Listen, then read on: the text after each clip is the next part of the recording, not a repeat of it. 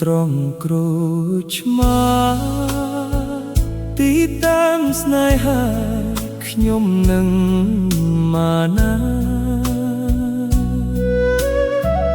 កាន់ដៃគ្នារត់លេងគយគុណបាក់សាស្នូសៀងភ្ញៀវខ្ញាត្រយលេចព្រែកក៏អីលើទឹកស្ទឹងហូរទៅសែនឆ្ងាយហូរនាំរូបកាយវិញ្ញាណស្នេហ៍កូនឡងហូរកាត់កំពុងដដែលយើងធ្លាប់ឆ្លងទៅជួបញាតិភូមិផង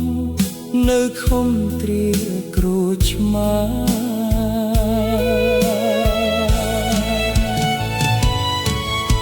ស្នេហ៍យើងបានចប់ដោយខូចឆ្នាំខែតាមជំនឿខ្មែរអាចចាយទោះទា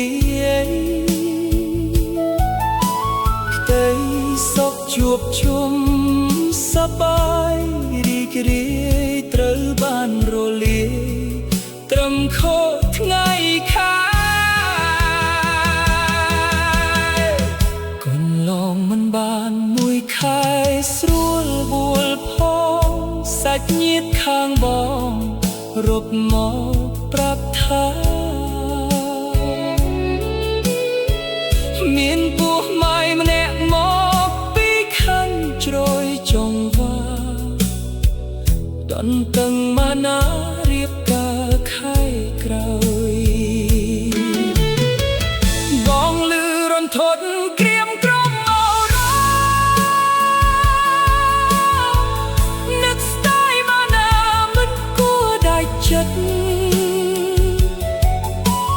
ថាស្រឡាញ់តែបងជាគូព្រេងព្រឹកគៀកកាយណែបនិតរហូត